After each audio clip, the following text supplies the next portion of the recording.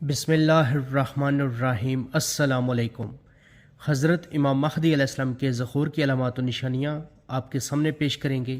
کتاب کا یہ حوالہ آپ کے سامنے لکھا ہے، بہار الانوار ہے، جس کے اندر امام محمد باقر علیہ السلام فرماتے ہیں، اب یہ جو روایت بیان کریں اس کو غور سے آپ نے سمجھنا ہے۔ ایک تو یہ ہے کہ جابر سے کہا کہ بس زمین پکڑے رہو اور ہاتھ پاؤں نہیں ہلانا جب تک یہ علامتیں نہ دیکھ لو۔ اس کا مطلب کیا ہے؟ اس کا مطلب یہ ہے کہ جب تک یہ علامتیں نظر نہ آ جائیں کہ تم لوگ اپنے گھروں میں رہو، اپنے آپ کو بچاؤ، کسی فتنے یا کسی لشکر میں شامل مت ہونا۔ اس کا مطلب یہ ہے۔ پھر وہ نشانیاں بیان کرتے ہوئے فرماتے ہیں کہ پہلے تو بنی عباس کا ذکر کیا کہ یہ جو ہوں گے ان میں اختلاف ہوگا، پھر اس کے بعد کہا کہ میرے بعد لوگوں سے بیان کر دینا کہ آسمان سے ایک منادی کی ندا آئے گی۔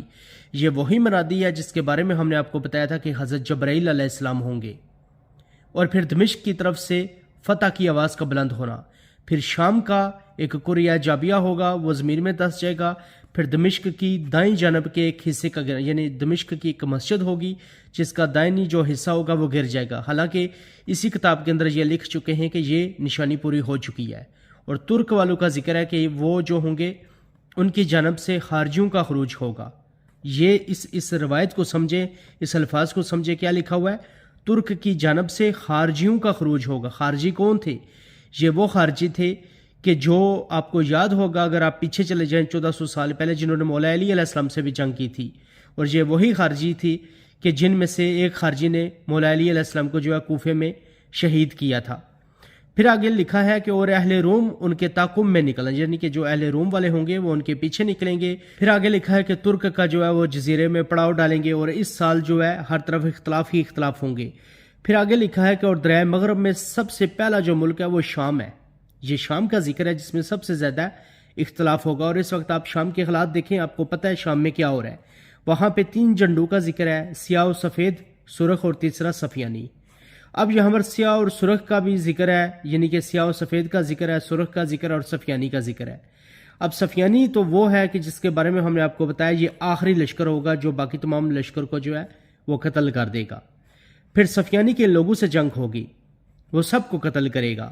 اس کے بعد سفیانی کیا کرے گا؟ عراق کی طرف پیش قدمی کرے گا، اور اس کا لشکر مقام کرکیسا سے گزرے گا، یعنی کہ یہ ایک مقام ہے۔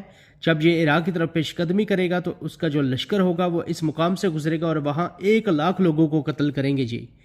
پھر اس کے بعد 70,000 کا لشکر جو ہے وہ کوفہ کی طرف بھیجے گا، اور کوفہ میں بھی جائے گا، وہاں پہ بڑی قتل و غارت کرے گا، لوگوں کو قتل کرے گا، کچھ کو سولی پہ چڑھا دے گا، کچھ کو گرفتار کرے گا، یعنی کہ یہ سفیانی بڑا ظلم کرے گا کہ خراسان کی طرف سے بھی جھنڈے آئیں گے۔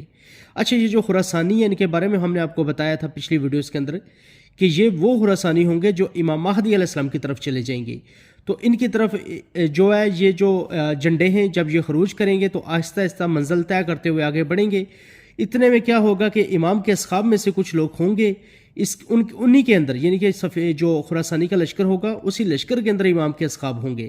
پھر اس کے بعد اہل کوفہ کے موالیوں میں سے ایک شخص آگے بڑھے گا، اور جسے سفیانی کا امیر لشکر حیارہ اور کوفہ کے درمیان قتل کر دے گا، اور پھر سفیانی ایک لشکر مدینہ بھیجے گا، تو امام مہدی وہاں سے نکل کر مکہ کی طرف چلے جائیں گے۔ سفیانی کے امیر کے لشکر کو جب یہ اطلاع ملے گی کہ امام مہدی علیہ السلام جو ہیں وہ تو مکہ کی طرف چلے گئے، تو وہ کیا کرے گا؟ ان کے پیچھے اپنی فوج بھیجے گا تاکہ جو ہے جا کر ہم امام مہدی علیہ السلام کو جو ہے وہاں پہ گرفتار کریں۔ پھر یہاں پہ لکھا ہے کہ ادھر سفیانی کا لشکر ایک بیاباؤں میں پڑاؤ ڈالے گا، یعنی کہ یہ وہی جگہ ہے جس کے بارے میں ہم نے آپ کو بتایا تھا کہ مکہ اور مدینہ کے درمیان، اور آسمان سے ایک منادی ندا دے گا کہ اے بیاباں اس قوم کو نیست و نابود کر دے۔ چنانچہ زمین جو ہے وہ شک ہو جائے گی، پورا لشکر اس میں دس جائے گا، صرف 3 آدمی بچیں گے، اور اللہ ان کے چہروں کو کتے کی شکل یعنی کتوں کی شکل میں مسح کر کے ان کی پشت کی طرف موڑ دے گا۔ اچھا، یاد رکھیے گا یہاں پہ 2 روایتیں، ایک یہ روایت ہے کہ جبریل زمین کو حکم دیں گے کہ شک ہو جائے، دوسری یہ روایت ہے کہ وہ اپنا پاؤں ماریں گے۔ یہ دونوں روایتیں لکھی ہیں۔ پھر آگے قرآن کی یہ آیت ہے کہ اے وہ لوگو جن کو کتاب دی گئی ایمان لاؤ اس پر جو ہم نے نازل کیا، اور جو تصدیق کرنے والا ہے اس کی جو تمہارے پاس سے پہلے موجود ہے، اس سے بیشتر کہ ہم چہرے بگاڑ دیں اور ان کو پیٹ کی طرف پھیر دیں۔ اچھا، یہ جو اس آیت کا جو مطلب ہے پیٹ کی طرف چہرے پھیرنا، یہ ہم نے آپ کو واقعہ سنایا تھا بشیر اور نذیر 2 بھائیوں کا۔ 2 بھائی ہوں گے جن کے چہرے جو ہوں گے وہ پشت کی طرف مڑ جائیں گے، پشت کی طرف مڑ جائیں گے. اس لیے مڑ جائیں گے کیونکہ یہ جو 3 آدمی بچیں گے جن کا یہ ذکر ہے بچیں گے، ان میں سے وہ 2 بھائی ہیں بشیر اور نذیر جو بچیں گے، اور ان میں سے جو بشیر ہے اس کی معافی ہو جائے گی اور یہ امام کے ہاتھ پر بیعت کر لے گا اور اس کا چہرہ پیچھے کی طرف مڑا ہوگا، اور امام جو ہے اللہ کے حکم سے اس کا چہرہ ٹھیک کر دیں گے، یعنی کہ پیچھے کی طرف مڑا ہوگا اور پھر ٹھیک ہو جائے گا. پھر آگے لکھا ہے کہ امام قائم یعنی کہ امام مہدی علیہ السلام اس روز مکہ میں ہوں گے اور اپنی پشت خانہ کعبہ کے ساتھ ٹیک لگائے ہوئے اللہ کے پناہ کے طالب ہوں گے اور فرمائیں گے اے لوگوں میں اللہ سے مدد کا طلبگار ہوں، یعنی کہ لوگوں سے مخاطب ہوں گے، لوگوں سے بات کریں گے اور کہیں گے اے لوگوں سے بھی میں نصرت کا طالب ہوں، اور جو میری آواز پر لبیک کہے سنو، میں تمہارے نبی محمد صلی اللہ علیہ وآلہ وسلم کے اہل بیت میں سے ہوں، اور تمام لوگوں میں سب سے زیادہ حضرت محمد مصطفیٰ صلی اللہ علیہ وآلہ وسلم اور ان کا وارث و حقدار ہوں. یعنی کہ یہ اس روز کا واقعہ بیان ہو رہا ہے کہ جس روز یہ سب کچھ ہوگا، یہ تمام کام ہوں گے، یہ جو لشکر ہے صفیانی کا یہ تباہ و برباد ہو جائے گا. اس میں جو آدمی بچیں گے جن کے بارے میں ہم نے آپ کو بتایا 2 لوگوں کا جو چہرہ ہوگا وہ پیچھے پشت کی طرف مڑ جائے گا.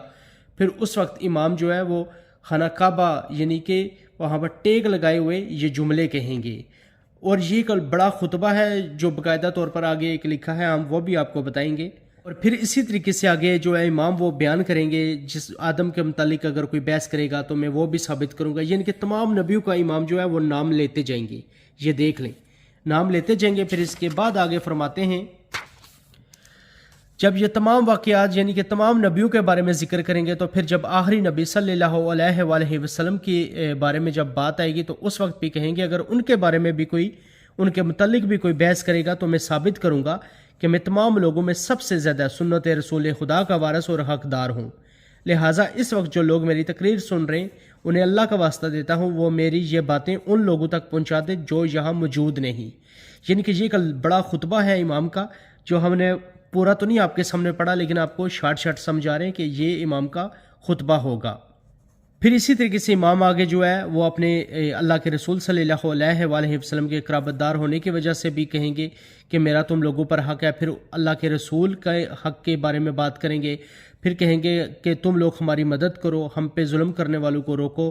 یعنی کہ یہ تمام واقعہ جب بیان کرتے جائیں گے امام تو پھر اس کے بعد آگے لکھا ہے کہ اللہ تعالیٰ اس کے بعد کیا ہوگا کہ اللہ تعالیٰ امام کے پاس ان کے 313 اصحاب کو جمع فرمائے گا. یہ وہی 313 ہیں کہ جن کے بارے میں آپ کافی دفعہ سنتے ہیں کہ 313 امام کے خاص اصحاب ہوں گے، یہ خاص وزیر ہوں گے.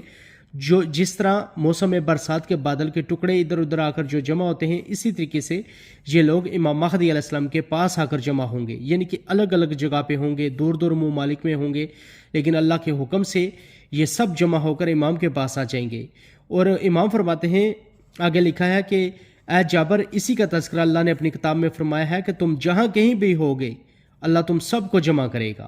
بے شک اللہ ہر شے پر قادر ہے. سورہ بقرہ کی آیت ہے کہ جو اللہ نے فرمایا نا کہ جہاں کہیں بھی تم ہوگے اللہ تم سب کو جمع کرے گا. یہاں پہ جمع کا لفظ ہے، زندہ کرنے کا نہیں ہے. اچھا وہ بھی روایتوں کے اندر آگے چل کے ہم آپ کو بتائیں گے کہ قرآن کی آیات میں اللہ نے کہاں کہاں پہ قیامت کا ذکر کیا اور کہاں کہاں پہ رجت کا ذکر کیا.